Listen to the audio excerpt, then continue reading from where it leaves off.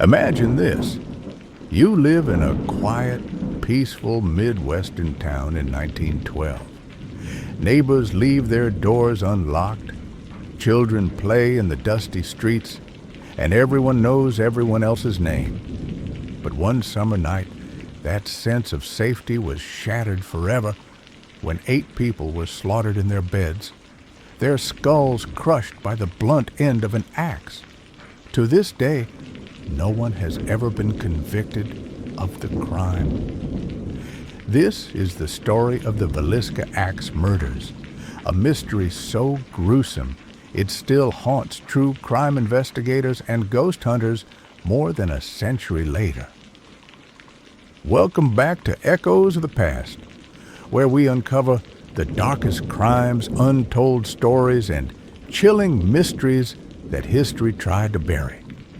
If you love exploring the hidden corners of the past and solving puzzles that still baffle experts, make sure you hit that subscribe button and turn on the bell.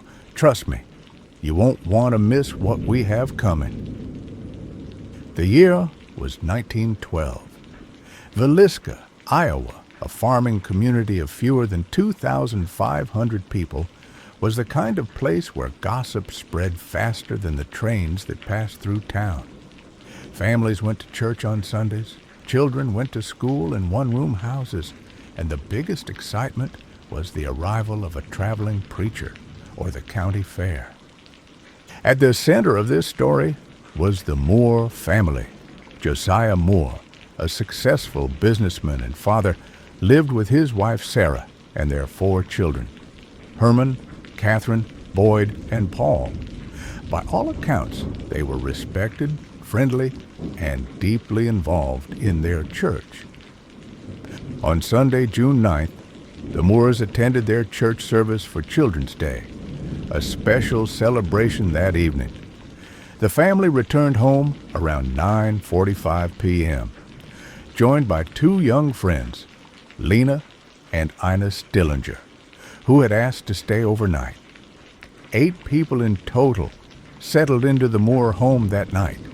None of them would live to see the morning. Sometime after midnight, the small 2-story Moore home became the scene of unspeakable horror. An intruder had entered the house while the family slept. Some believe he had been hiding in the attic, waiting for the lights to go out. Others think he slipped in through an unlocked door. Either way, what happened next remains one of the most brutal mass murders in American history. The killer carried Josiah's own axe, a common household tool back then, and first attacked Josiah and Sarah as they slept in their bed. They never had a chance to fight back. The weapon came down again and again, leaving behind a gruesome scene that investigators later struggled to describe. But the killer wasn't finished. He moved into the children's rooms.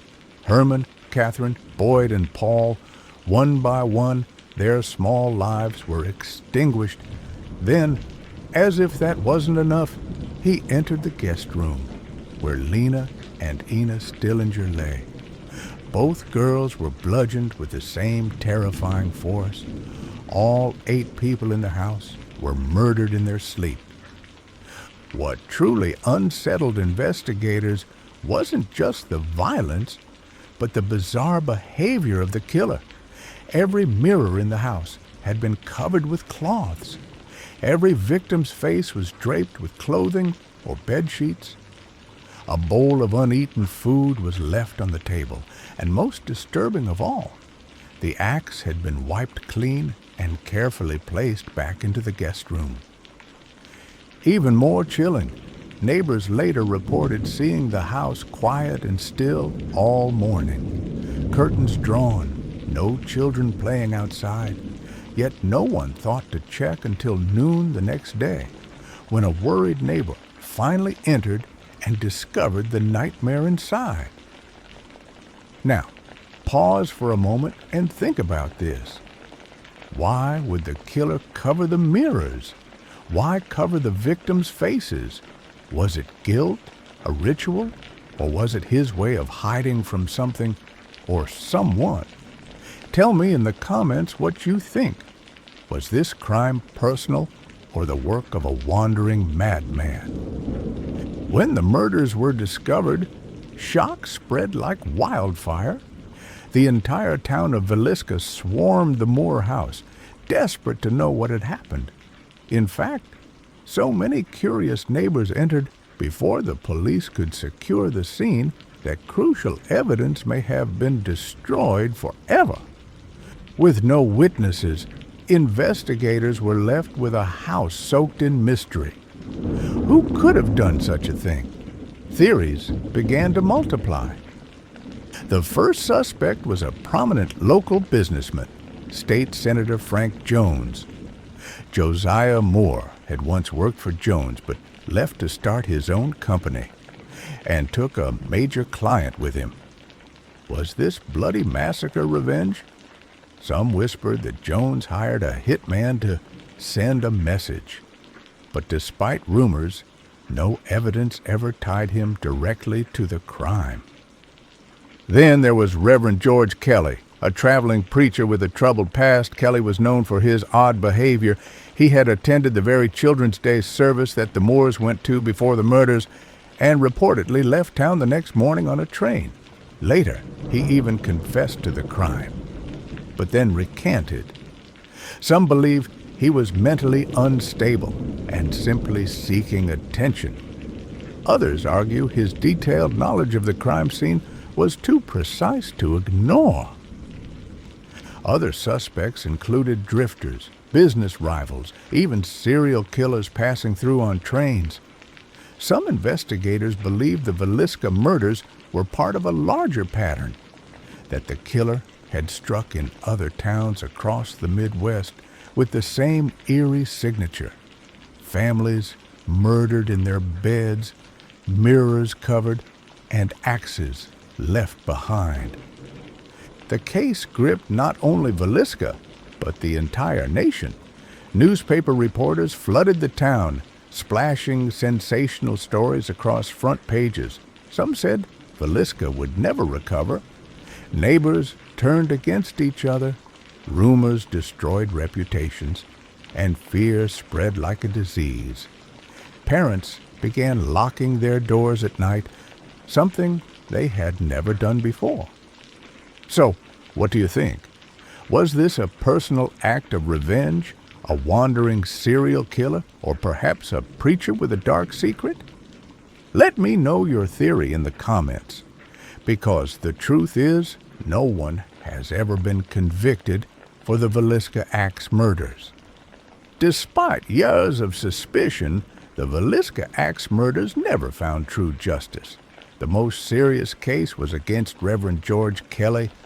In 1917, he was actually put on trial, accused of being the mysterious killer who slaughtered 8 innocent souls that summer night. But after weeks of testimony and mounting speculation, the jury deadlocked. Kelly was eventually acquitted, and with that, the case collapsed into darkness. No one else was ever charged. Frank Jones remained a shadowy figure in the rumors, but lived out his life untouched by law. Other suspects drifted into obscurity, and the axe murder of Villisca officially became a cold case, leaving behind only unanswered questions. Today, more than a century later, the Moore home still stands. Preserved as a grim reminder of that unsolved night, it has become one of America's most notorious haunted houses. Visitors and ghost hunters report strange noises, footsteps in empty rooms, and the feeling of unseen eyes watching them from the shadows. Whether you believe in spirits or not, one thing is certain.